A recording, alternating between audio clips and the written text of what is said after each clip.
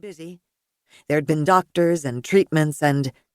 He looked up at the forbidding sky. And making things right. He'd had too many things to make right, especially the one thing that had burdened his mind for 21 years. He thought about the letter he'd sent and hoped it wasn't too late. He hoped he could handle the wheel long enough to get far enough out to do what needed to be done. He hoped drowning really was just like going to sleep. The water grew choppier, the wind more brutal the farther out he got. Finally, he killed the throttle and listened to the waves, his eyes closed. He drew the salty air deep into his lungs, savoring this, his final day. Carrie would be sad, but part of her would be relieved. She'd put on a brave face that morning when he kissed her goodbye. He told her he was going fishing after his doctor's appointment. When the authorities knocked on her door to give her the bad news, she would swear that her husband could never have taken his own life, but deep down she'd know the truth. He stepped onto the deck, setting up his fishing poles.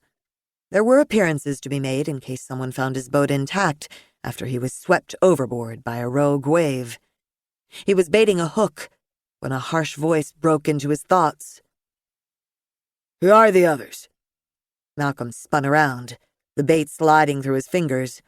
A man stood a yard behind him, feet planted firmly, arms crossed over his chest. There was hate in his narrowed eyes, and Malcolm felt fear shiver down his spine. "Who are you?" The man took a steady step forward despite the rocking. "Who are the others?" "The others? I don't know what you're talking about," he lied. The man pulled a letter from his pocket and Malcolm's stomach roiled, recognizing both the letter and the handwriting as his own. Malcolm thought back 21 years and thought he knew who the man was. He definitely knew what the man wanted. "Who are the others?" the man asked once again, carefully spacing each word. Malcolm shook his head. "No, I'm not going to tell you." The man reached into his other pocket and pulled out a long filleting knife. He held it up, examining the sharp edge. "I'll kill you," he said with little emotion. "I don't care. I'm going to die anyway. Or had you not noticed?" The boat pitched and Malcolm stumbled, but the man stood firm. He's got sea legs. If he was who Malcolm thought he was, that made sense. The man's father had been a fisherman back then, owned his own boat.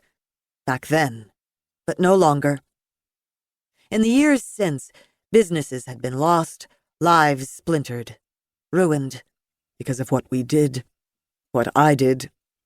He'll kill me, and I deserve it. But he had no intention of divulging the others' identities, nor a wish to die horribly. He lunged toward the side, but the man was fast, grabbing Malcolm's arm and shoving him into a deck chair, binding his hands and feet with a length of twine he pulled from his back pocket. He'd come prepared. "I'm going to die." The man rose threateningly. "Who are the others?" His heart pounding, Malcolm stared up at the man and said nothing. The man shrugged. "You'll tell. If I had more time, I'd do everything to you that you did to her." He met Malcolm's eyes. Everything. Malcolm swallowed as he remembered everything that had been done that night, so long ago. "I'm sorry. I said I was sorry. But I didn't do anything to her, I swear it." "Yeah," the man said bitterly. "I got that from your letter. And when you finally confessed, you were too much of a coward to sign your name." It was true. He'd been a coward then, and now. "How did you know it was me?" "I figured it was one of you. You all ran together then. You all signed that team picture." Malcolm closed his eyes, seeing it. They'd been young and so damn arrogant. They thought they had the world by the tail. "The one in the trophy case at the high school." He sneered. "The very one. Your handwriting hasn't changed much in 21 years. You still make your M the same way. It didn't take a genius to track that letter to you. Which brings me back to the reason for my dropping by. You will tell me what I want to know." "I won't. Like I said in the letter, that's between them and God. So no, I'm sorry." The man's sneer became a sinister smile. "Wishy about that." He disappeared below decks and Malcolm pulled at his bonds, knowing it was